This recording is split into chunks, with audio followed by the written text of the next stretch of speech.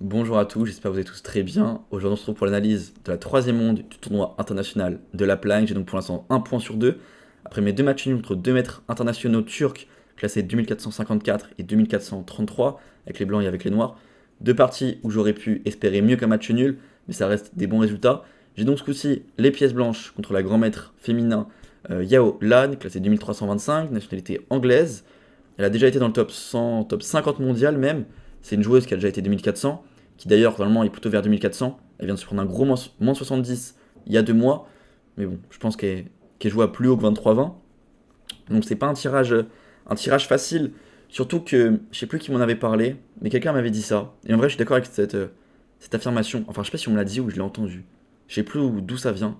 Mais c'est vrai que je trouve que les femmes, vers 23-24, sont meilleures. Enfin, peut-être pas meilleures, mais en tout cas, dans les ouvertures, elles sont beaucoup mieux préparées que les hommes. Parce qu'en fait, une femme à 23-24, c'est le top mondial quasiment. Ça veut dire que potentiellement, elle peut vivre des échecs. Ou en tout cas, c'est vraiment très important dans sa vie. Alors qu'un mec à 23-24, enfin, c'est un peu un random, quoi. Il y en a 1000, peut-être, ouais, il y en a 1000, 2000. Ouais, je pense des joueurs à ce niveau dans le monde, même plus, qu'est-ce que je raconte. Enfin, il y a énormément de joueurs à plus de 23-24 dans le monde. Du coup, bah, c'est pas forcément quelque chose de très important dans sa vie. Du coup, dans les ouvertures, elles sont souvent très très bien préparées. C'est d'ailleurs ce qu'on m'a dit en cette partie. C'est une joueuse très bien préparée, qui est pas forcément. Si on peut faire toutes les ouvertures, si tu te sors bien de l'ouverture, normalement, t'auras pas de problème contre elle. C'est ce qu'on m'a dit. On va donc voir si j'ai pas eu de problème. N'hésitez pas à liker la vidéo, vous abonner à la chaîne si c'est pas encore fait, et mettre un petit commentaire. Et j'envoie donc contre Yaolan E4. Elle me répond C5. Pour cette partie, en fait, dans ma préparation, j'ai remarqué qu'elle jouait qu'une seule ouverture. Elle jouait que des Taimanov, avec donc cavalier F3 E6, D4, prise cavalier prend, cavalier C6, cavalier C3, dame C7. Elle jouait que ça. Elle jouait vraiment que, tout le temps, jamais autre chose, que ça. Donc en fait, j'ai eu une hésitation entre soit je reste sur ma Kia que je vais bosser, je sais pas quelle vente elle va me jouer, parce qu'il n'y a pas de pattern à la base là-dessus de son côté, donc je reste sur un classique que je connais quand même plutôt bien, ou alors je décide de la fixer sur sa Taimanov, elle va donc se préparer sûrement sur ma Kia pour rater sa prépa, et donc moi je me focus sur sa Taimanov. Je me suis dit ouais mais imagine elle change de ligne, c'est pas des trucs que tu as l'habitude de jouer, elle ajoute ça toute sa vie, ça se trouve elle peut varier, elle peut un peu t'embrouiller, c'est une mauvaise idée. Reste sur tes classiques, même si elle se prépare, je connais très très bien aussi, ça va bien se passer. Je fais donc D3. Elle joue cavale C6, je joue G3. Et elle joue D6. Déjà D6, c'est pas une des main line, mais je connais quand même. Je fais donc fou G2. Elle joue cavalier F6, je joue petit roc. Et en fait, quand le pion il est en D6 et pas en D5, l'idée ça va pas être de jouer avec E5 comme sur D5. Sur D5, on joue avec E5. Sur D6, l'idée ça va être de jouer avec C3, D4 pour prendre le centre. Elle fait donc fou E7. Je fais tour E1. Petit roc. Et C3. Ok. Elle fait donc fou D7. Et je fais D4. Pion prend. Pion prend. D5 pour casser le centre. E5. Cavalier E4. Et ce qui me surprend énormément, c'est que tout ça, elle le joue mais très très vite. Comme si vraiment elle avait regardé 5 minutes avant, quoi. Alors qu'en vrai, alors certes, c'est peut-être des positions assez logiques, pas forcément hyper compliquées, mais de là à vraiment limite me blitzer sans regarder la position, quoi. Limite, je joue mon coup, elle note, et regarde sans regarder. Enfin, elle blitze tout vraiment sans regarder.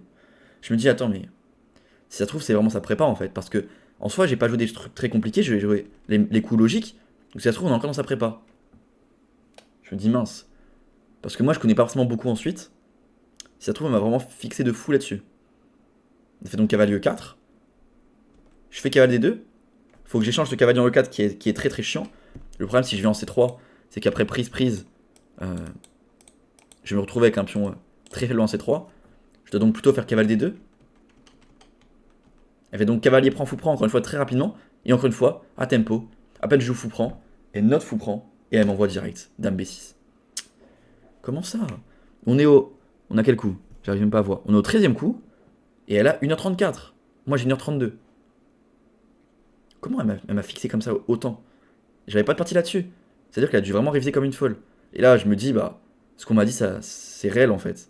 Vraiment, son point fort, c'est les ouvertures. Mais en soi, j'ai pas tellement de problème. Même s'il m'a fixé, j'ai une position correcte. Je vais donc fou C3. Et encore une fois, tempo A5. Au moins, ce qui est rassurant, c'est que si elle me joue tout tempo, c'est qu'on est encore dans sa prépa, donc je joue les bons coups. Ça me rassure aussi en même temps. Je me dis que tant qu'elle connaît, c'est que c'est les bons coups. Si elle connaît pas, c'est que j'ai dû dévier de ce qu'elle a préparé, donc elle passe mieux. Donc en soi, ça rassure quand même un peu. Je décide de faire A4, pardon. Parce que le problème de A3, c'est qu'il y avait A4. Et là, j'allais lui laisser les cases B3 et C4, et j'aime pas tellement. Le problème, c'est si je fais rien, c'est qu'elle va jouer A4, A3. Et là, elle va venir me fixer, et ensuite elle va jouer fou B4. Ça va être très très chiant si elle me fixe comme ça. Donc je peux ni jouer A3, ni laisser le pion A2. J'ai donc pas le choix, je décide d'envoyer A4. Alors A4 ça peut paraître un peu bizarre, parce que c'est vrai que je laisse la case B4, et je laisse un pion isolé, enfin arriéré, pardon. Mais le pion arriéré, il est aussi arriéré chez elle. Donc c'est donc pas un souci. Et pour la case B4, on s'en fout totalement, parce que si elle met un cavalier, elle bloque l'attaque, et derrière, elle n'a plus rien à faire. Et si elle met un fou, c'est pour faire quoi mettre un fou en B4? Ok. Et ensuite, je joue tour C1, je joue dame D3, tu vas faire quoi? Tu vas prendre, bah, au pire, j'irai reprendre du pion, ou alors je prendrai de la tour. Et il y aura toujours la même structure. Donc t'es pas tellement un souci. Et dernier point, du coup, j'ai un très mauvais fou en C3, mais bon, elle aussi, elle a un très mauvais fou en D7, et mon fou en C3 me permet de bien tenir ma position, pendant que les autres pièces peuvent potentiellement jouer vers l'attaque à l'aile roi. Donc cette position-là, je me dis, ok, ça va. Et là, elle me joue tour C8. Premier coup, elle se met à réfléchir. Elle se met enfin à réfléchir un tout petit peu, et encore pas tellement, elle a passé peut-être 1 minute sur le coup, et elle m'envoie tour C8. Je pense qu'elle devait être encore dans sa prépa, juste elle devait se souvenir un peu. Je vais donc fou F1, et je décide de replacer ma pièce qui ne jouera plus de la partie, parce qu'en G2, elle sert plus à rien, elle ne va pas aller en E4, elle va pas taper sur D5, le pion est défendu. Donc je me dis, maintenant qu'il y a eu A5, A4, il y a une très belle case en B5, ou alors aussi je peux recycler mon fou en D3 pour taper sur son roi, mais ce qui est sûr, c'est qu'il faut passer par fou F1. Je suis donc fou F1. Et elle joue cavalier B4. Et cavalier B4, c'est le premier coup, elle a vraiment réfléchi, elle va peut-être passer environ 10 minutes dessus. Et là, je me dis, ok, c'est bon, on rentre dans la partie, on a terminé l'ouverture, je suis plutôt satisfait, paire de fou plutôt passif des deux côtés, cavalier à peu près pareil, peut-être sa tour est un peu mieux placée, mais je peux rapidement les sortir aussi. Bon, je me rends compte que c'est totalement égal. J'ai pas envie de faire match nul, j'ai déjà fait 2 matchs nuls dans ce tournoi, contre des joueurs plus forts certes, mais il faudrait peut-être mettre des points au bout d'un moment sur l'échiquier et gagner. Donc je me dis, je vois pas tellement de plan de gain en fait. Je sais pas, c'est bizarre cette réflexion, mais je me dis, comment cette partie-là je la gagne? J'ai pas de percée à l'aile dame, je peux jamais prendre la colonne parce que c'est elle qui a les 2 colonnes. Donc à l'aile dame je peux rien faire, au centre c'est fermé, donc en fait je peux que jouer à l'aile roi. Mais comment je joue à l'aile roi? Je peux pas passer par D3, même si je ramène des pièces, je les ramène comment? Le cavalier peut jamais aller en G5. Donc je me dis, mais attends, mais comment je gagne cette partie en fait? C'est bête, hein, mais comment je gagne cette partie? À part si elle s'envoie un peu en l'air en jouant des mauvais coups, en essayant d'ouvrir un peu trop la position, là peut-être, mais si elle fait rien, comment je gagne? Je vois pas. Je décide finalement de jouer G4. Je pète un câble et j'envoie G4, parce que je vois pas ce que je peux jouer d'autre. Lors d'ici, il m'a conseillé H4 plutôt, même idée, hein, balance à l'aile droit du coup, j'avais bien le bon plan, mais j'ai préféré G4. Ce qui m'embêtait de mémoire, peut-être F6 je crois. Ouais, c'est ça. Le plan qui m'embêtait, c'était de jouer, si elle jouait F6, prise et G prend. Et je me suis dit qu'en fait, rapidement, elle va réussir à jouer E5 et m'ouvrir totalement sur mon pion F2. Avec les 2 tours qui sont ouvertes, les fous qui vont pouvoir se mettre derrière les pions, les 2 pions au centre. Et je me suis dit, ça peut rapidement devenir chiant. Finalement, l'ordi valide à moitié. C'est égal, y a pas de souci. Mais j'aurais donc pu jouer avec H4, j'ai donc fait G4. Mon idée qu'avec G4 aussi, c'est qu'en fait, si elle joue F6 ou F5, on va dire F6 par exemple, je vais pouvoir prendre maintenant, et sur fou prend, j'aurai direct G5. Sur tour prend G5, et sur pion prend, pareil, ici je peux peut-être balancer. Alors c'était ici ou pas G5? C'est peut-être pas direct G5, peut-être dame D2 d'abord. Ouais, bon gros l'idée c'est de faire dame D2, et après G5 je crois. En fait je vais donner le pion, et je vais installer une tour ou un cavalier en E5, et je vais vraiment prendre les cases, je peux aussi reprendre direct, mais ok c'est ça l'idée, je vais avec G5 ensuite.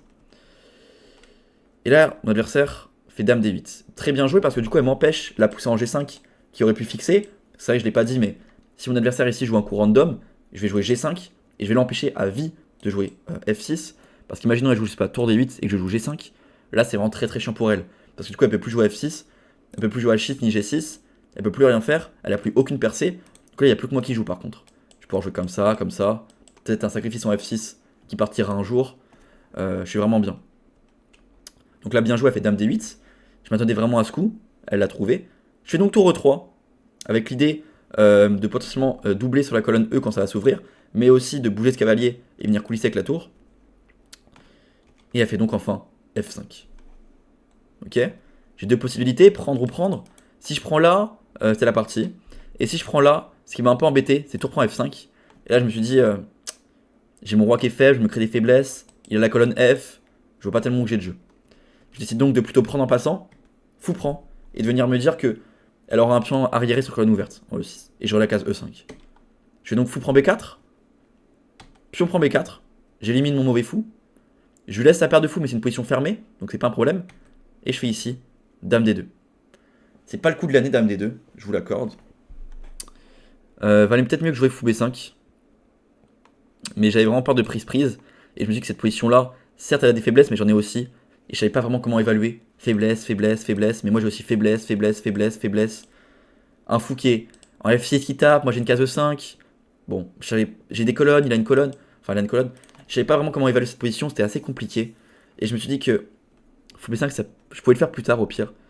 Je me suis aussi dit, est-ce que je peux pas jouer H3 tranquillement pour défendre? Qu'est-ce qu'elle fait si juste je fais rien? Mais là je me suis dit, ok, mais elle va me lancer H5 dans ma tête. Et je vais souffrir.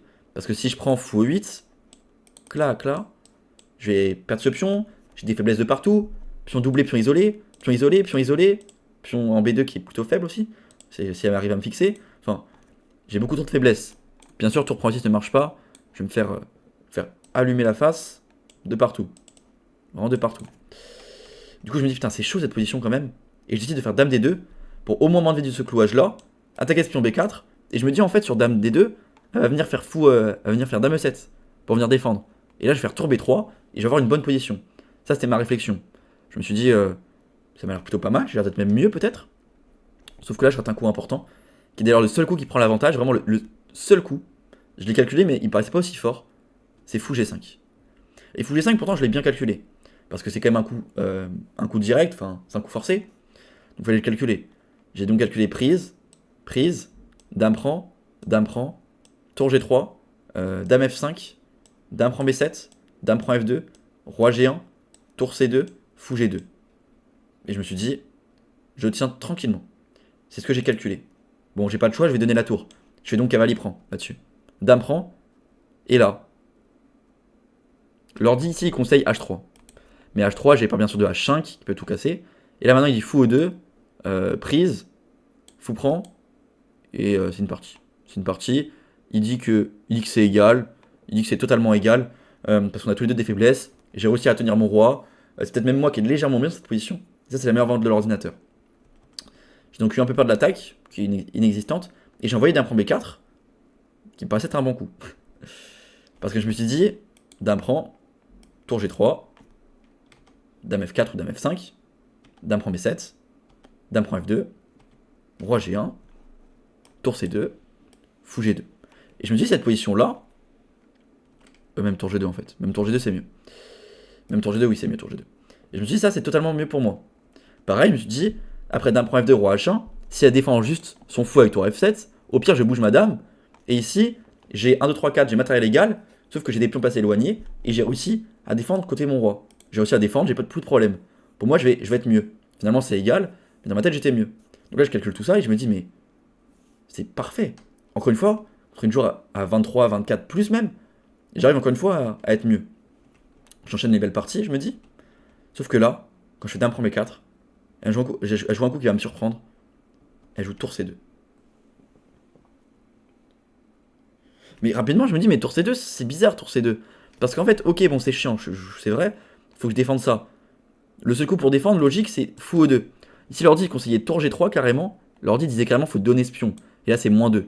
C'est la meilleure vente de l'ordi. Bon, bien sûr, c'est totalement perdant. Et moi, je me dis, mais c'est bizarre ici. J'ai fou E2, je dois être mieux sur fou E2. Pour moi, j'ai réussi à tout défendre.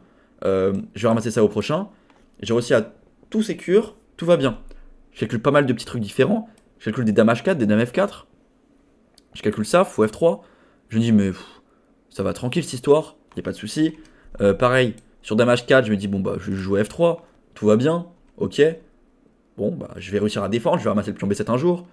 Tout va bien. Sauf que là, Elle prend sa main.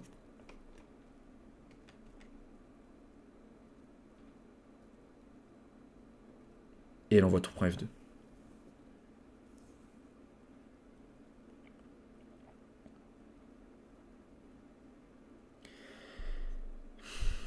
Je regarde un peu.